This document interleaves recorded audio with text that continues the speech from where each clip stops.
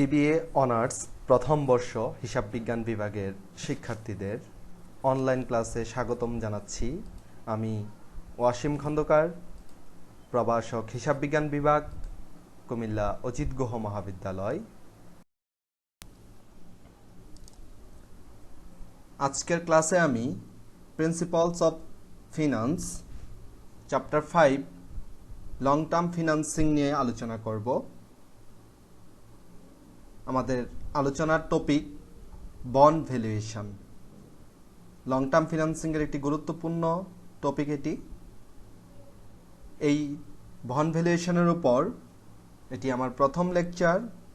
ধারাবাহিক কয়েকটি লেকচারের মাধ্যমে ইনশাল্লাহ এই টপিকটি আমি তোমাদের সম্পূর্ণ আয়ত্ত করিয়ে দেওয়ার চেষ্টা করব।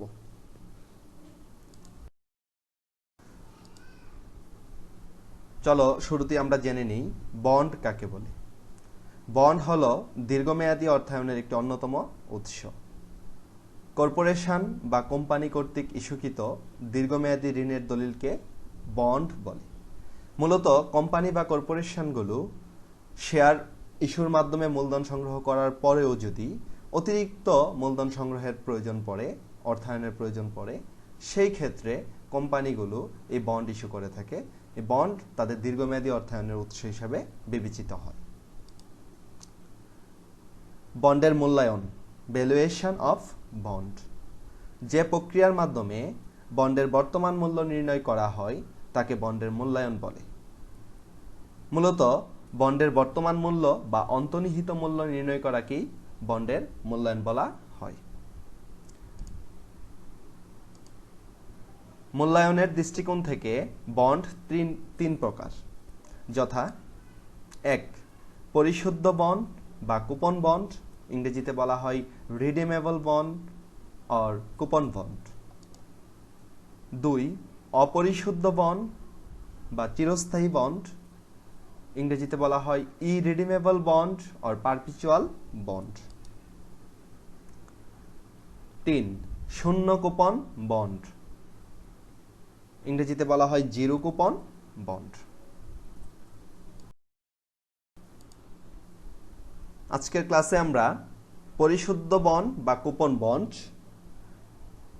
নিয়ে আলোচনা করব। প্রথমে আমরা জেনে নিব পরিশুদ্ধ বন্ড বা কুপন বন্ড কি।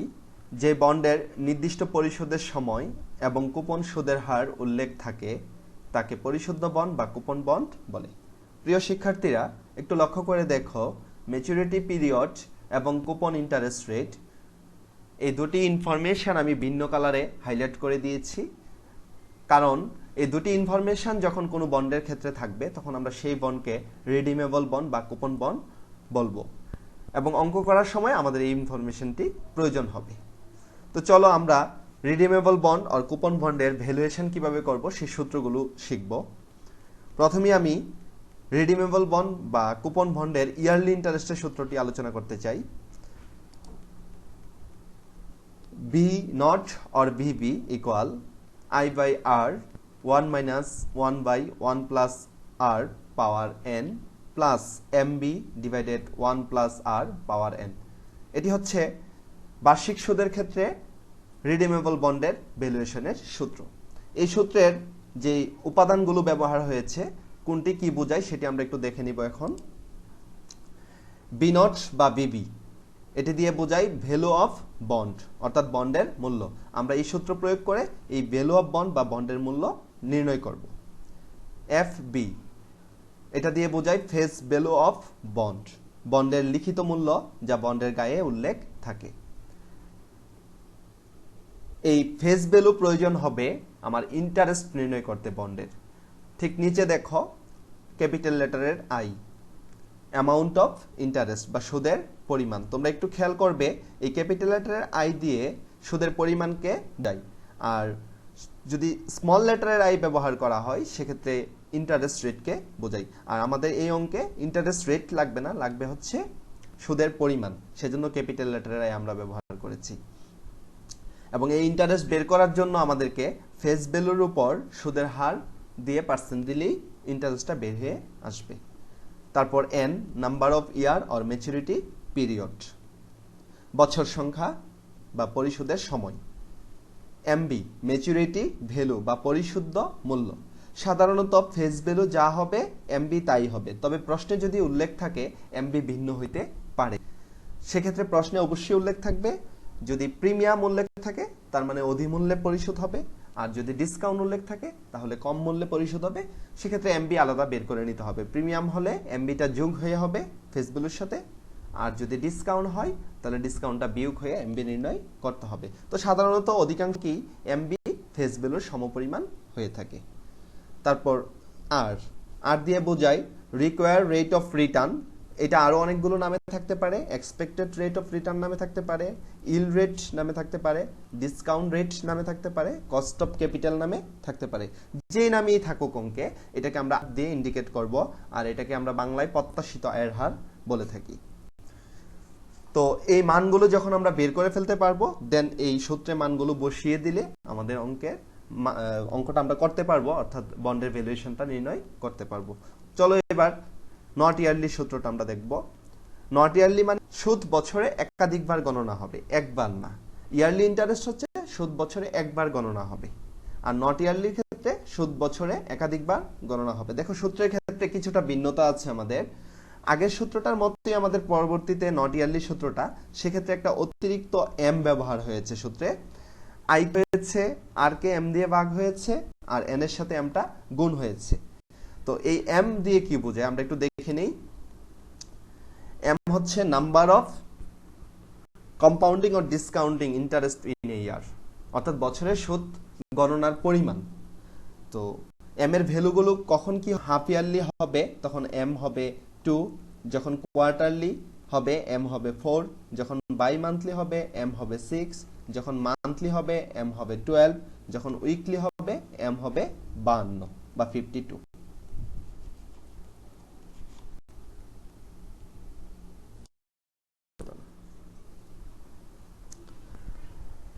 আমরা তোমাদেরকে রিডিমেবল বন্ড ও কুপন বন্ডের দুটি সূত্র শিখিয়েছি। এই দুটি সূত্রের আলোকে আমরা দুটি অঙ্কের সমাধান করে দিব। এখন প্রথমেই ইয়ারলি ইন্টারেস্টের একটি অঙ্কের সমাধান করব আমরা।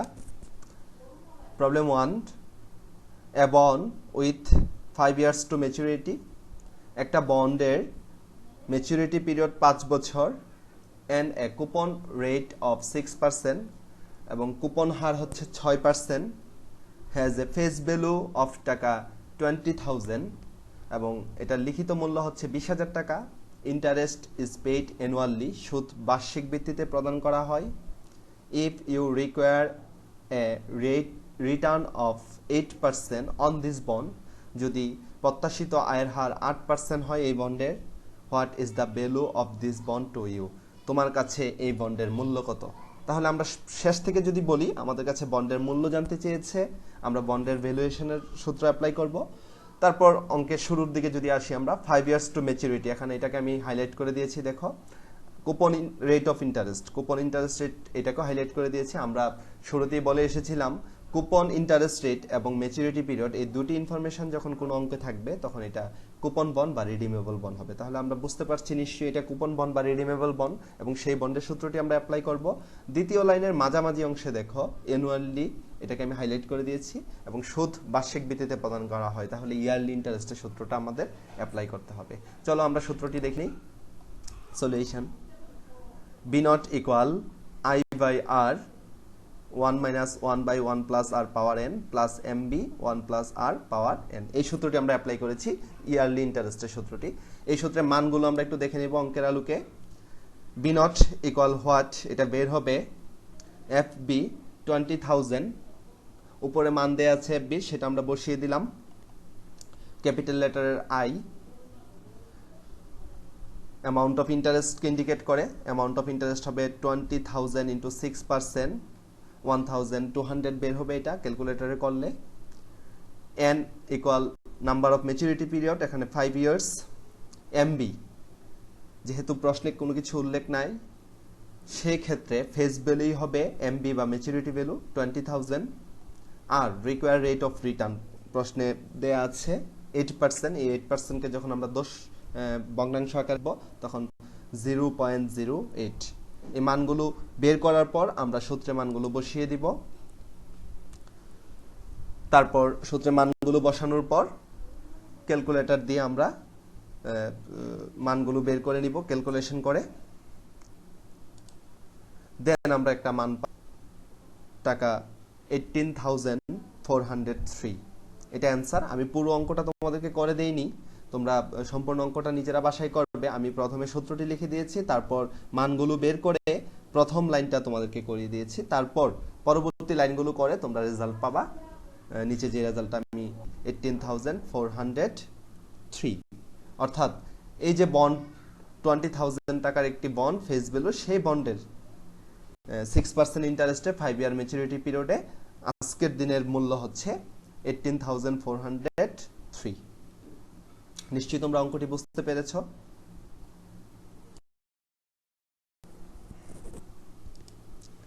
এখন আমি তোমাদেরকে রিডিমেবল বন্ড নট ইয়ারলি ইন্টারেস্টের একটি অঙ্ক সমাধান করে দিব। প্রবলেম 2, এ টাকা 1,000 par value bond bearing a coupon rate of 10%। একটি বন্ড যার অভিহিত মূল্য 1,000 টাকা এবং কুপন হার হচ্ছে 10% and matures after 6 year, এবং এটার পরিপক্ষর সময় বা মেয়াদকাল 6 বছর। Interest is payable semi annually, সুদ পরিশোধিত হবে অর্ধবার্ষিক হারে। Compute the value of A bond if discounting rate is 14%। যদি বাট্টার হার 14% হয় তাহলে বন্ডের মূল্য নির্ণয় করো। একটু লক্ষ্য করো, কুপন রেট অফ 10% এবং ম্যাচিউরস আফটার 6 ইয়ার, এই দুটি ইনফরমেশন আমি হাইলাইট করে দিয়েছি। এই দুটি ইনফরমেশন থেকে আমরা বুঝতে পারি এই বন্ডটি হচ্ছে রিডিমেবল বন্ড। দেন সেমি অ্যানুয়ালি, এই শব্দটি আমি হাইলাইট করে দিয়েছি। এই শব্দটি থেকে আমরা বুঝি যে এই অঙ্কটি হবে নট ইয়ারলির, কারণ সেমি অ্যানুয়ালি মানে হচ্ছে অর্ধবার্ষিকী। আমরা যখন সূত্র পড়িয়েছিলাম তোমাদেরকে তখন হাফ ইয়ারলি এই টার্মটি ব্যবহার করেছিলাম। হাফ ইয়ারলি অর্থ অর্ধবার্ষিকী, সেমি অ্যানুয়ালি অর্থ হচ্ছে অর্ধবার্ষিকী। সো আমাদের এই অঙ্কের সমাধানের জন্য আমরা নট ইয়ারলি ইন্টারেস্টের সূত্রটি অ্যাপ্লাই করব বা প্রয়োগ করব। চলো আমরা সলিউশন করি। প্রথমে আমরা নট ইয়ারলি ইন্টারেস্টের ফর্মুলাটি লিখে নিব। দেন এই ফর্মুলার যে উপাদানগুলো আছে অঙ্কের আলোকে আমরা উপাদানগুলো বের করে নিব। বি নট ইকুয়াল হোয়াট, এই বি নটের মান আমরা বের করব, ভ্যালু অফ দ্য বন্ড। আমাদের অঙ্কে এটাই জানতে চেয়েছে। এফ বি ফেস ভ্যালু, অঙ্কের শুরুতেই আছে 1,000, capital I amount of interest 1,000 into 10%, face value into 10%, এভাবে আমরা বের করব 100 and 6 ইয়ার, এটা ম্যাচুরিটি পিরিয়ড 6 ইয়ার। এই অঙ্কে একটা অতিরিক্ত মান আমাদেরকে বের করতে হচ্ছে এম, এম এর মান হবে 2, যেহেতু সেমি অ্যানুয়ালি এই টার্মটি ব্যবহার হয়েছে। MB maturity value, maturity value আর ফেস ভ্যালু সেম হবে যেহেতু অঙ্কে কিছু উল্লেখ নাই। আবার আরেকটা শব্দ আছে পার ভ্যালু, এই পার ভ্যালু মানে হচ্ছে অভিহিত মূল্য বা সমমূল্য, তো সেক্ষেত্রে এমবি হবে 1,000 টাকা। আর হচ্ছে ডিসকাউন্টিং রেট 14%, এটাকে ভগ্নাংশ আকারে লিখলে 0.14। এবার আমরা সূত্রে মান বসিয়ে দিব। মান বসানোর পর তোমরা বাকি সমাধানটি ধাপে ধাপে করবে। করার পর তোমাদের বন্ডের ভ্যালু পাবে টাকা 841। তো নিশ্চয়ই তোমরা অঙ্কটি বুঝতে পেরেছ। আমরা যে দুটি অঙ্ক তোমাদেরকে করিয়েছি এই দুটি অঙ্ক আমাদের ভিডিওটি দেখার পর তোমরা নিজেরা চেষ্টা করে করবে। অঙ্কের সমাধান করার পর ছবি তুলে আমাদের ফেসবুকের যে গ্রুপ রয়েছে সেই গ্রুপের কমেন্ট বক্সে তোমরা দিতে পারো, আমি সেখান থেকে অঙ্কগুলো দেখে নিব। আজকে তোমাদের যে দুটি অঙ্ক করিয়েছি সেই দুটি অঙ্কের আলোকে আমি তোমাদের জন্য হোমওয়ার্ক রেখেছি। দুটি হোমওয়ার্ক তোমরা করবে বাসায়। হোমওয়ার্ক 1, এই অঙ্কটি এখন পর্যন্ত জাতীয় বিশ্ববিদ্যালয়ে 3 বার এসেছে। হোমওয়ার্ক 2, এই অঙ্কটিও জাতীয় বিশ্ববিদ্যালয়ে 3 বার এসেছে। গুরুত্বপূর্ণ দুটি অঙ্ক। এই দুটি অঙ্কের সমাধান করবে, পাশাপাশি তোমাদের বইয়ে এই দুটি সূত্রের আলোকে যত অঙ্ক রয়েছে সেই অঙ্কগুলো তোমরা করার চেষ্টা করতে পারো।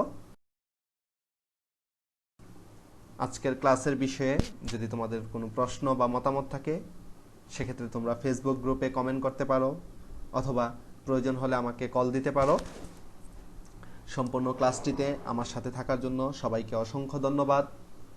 আগামী ক্লাসে আমি তোমাদেরকে ইরিডিমেবল বন্ড এবং জিরো কুপন বন্ড এই দুটি বন্ডের সূত্রগুলো এবং অঙ্ক করার সূত্রের আলোকে অঙ্ক কিভাবে সমাধান করতে হয় সেগুলো নিয়ে আলোচনা করব।